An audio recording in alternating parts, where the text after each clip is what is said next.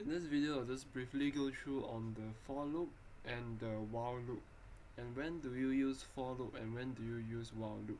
I think it's kind of useful within this thing. Is that for while loop to be used, you need to first type in do something, alright, the things that you want to repeat until a certain condition. Then you break the while loop and you do something, and you do something else. Okay, so this whole thing tells you while this condition, alright, this condition is being met all along, you keep on looping and looping and looping, alright, until a certain point where the condition isn't your condition over here. Then you break the loop, alright, then you exit this looping and go to other codes. Okay, so that's the meaning of the while loop, so to speak. So for example, if that's the case, then do the things that you want to repeat while 1. So what does this mean? Is that while this is 1, alright, you're gonna repeat and repeat and repeat and repeat and repeat. Okay, if it's not 1, then you'll break the loop. However, the 1 itself is not defined. If you didn't define, normally if you want to define something, you need to initialize a is equals to 1, something like that, right? Something else. But if you straight away put in while 1, this means that you're actually telling the system that true. So while true, you keep on looping. Then there's no meaning to that, because you're just telling the system that dude, just loop around all the way, and you can't break the loop. Alright, you cannot exit. So this is not a good idea if you want to implement a for loop. A while loop, sorry. So the while loop over here tells you that while it is true, alright, you always repeat. But you didn't give any condition. You only say that while it is true. Well, what is true? Alright, if maybe you can say that while button is equals to 1, alright, then you repeat. Then okay lah, at least it's something condition. But the condition only is true. While true, then always is true. Then you'll just go on and on and on. You see? So therefore, this is the thing that I just want to convey for the while loop. Now as for the for loop, this thing over here gives you your initial condition. Alright, initialize I is equals to 1. So you start off as I is equals to 1. And then over here, this is your objective, your end in mind. Okay?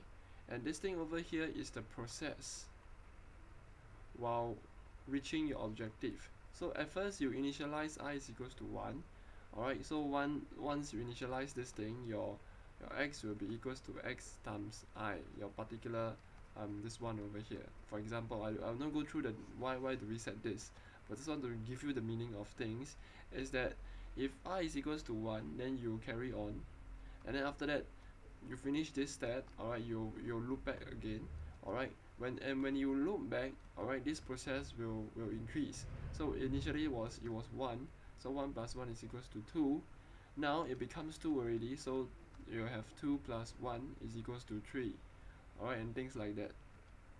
So you'll keep on looping. So the next loop will be 3 plus 1 is equals to 4, and then after that 4 plus 1 is equals to 5. So once you reach this 5, your objective has been met. Then you'll break the for loop and you'll stop calculate. Alright, so this is the for loop meaning. If you so there is three stuff inside the for loop: the initial condition that you put in, the objective that you want, and the process in order to reach your objective. Okay, so I hope that this is pretty much clear for the for loop. And therefore, if you were to take a look in this coding over here, alright, the for loop is not very well done over here. Alright, because you didn't actually specify any condition, you didn't specify any objective, you also didn't specify any thing to reach or whatever. So this whole thing is just simply some loop, some random loop without any conditions at all. So this random loop tells you that you flash 300 millisecond, alright, and then you set your button, alright, as some, so you call the system to read your button, okay, so to speak. Alright, so when your system tells that it is telling us is 0, this means that it is a false. So if your button read that there's nothing, then you'll break it. Okay, so in other words, if you didn't press the button, alright, you'll exit the loop. Alright, so if you press the button, you hold it all along, alright, you will not exit the loop. Okay, so this is the meaning of the thing. So the for loop actually over here can be used in this manner, but it's not a good way because you didn't actually specify any initial condition. So the for loop, if you happen that you want to specify initial condition objective, alright, normally the for loop will be better. Alright, if you and the for loop is more better if you want to um, add up a certain processes or things like that. So you requires in between, alright, initial condition, objective, and some bridging to connect your initial to your objective. So in between your initial and objective, you need some processes. So the for loop actually is very helpful in this process. But however, you don't implement it such that it is just a loop. A normal loop, we will recommend you do a while loop. Alright, so the while loop is, yes, you can see that the code is much simple. So do flash the 300 millisecond, and you set a button to read. Alright, so you tell Arduino to read the particular button that you want. Alright, so while your button is equals to true, alright, you'll keep flashing and flashing and flashing until when, alright, the button is equals to 0. Alright, so this thing tells you that while this thing is equals to 1, alright, you'll keep looping. Otherwise, then you exit the loop. So this is pretty straightforward, but in a very subtle manner, because it's only one code tells you this condition. While you're in this condition, you keep looping. Alright. However, if it's not this, then you exit. But all the meanings are all within these things already, you see. So it's pretty neat and very efficient. Okay. So far we have been talking about zeros and 1. Alright. So actually 0 is defined as false in the Arduino. Alright, true is defined as 1 in the Arduino also. Okay, so normally it's helpful because if let's say if your button is set to equals to 1, alright, then you let it to be false. Alright, else if it's else you return 1 and then you return true, which is like, what do I mean? So this means that if your button is equals to 1, then you say that it is false.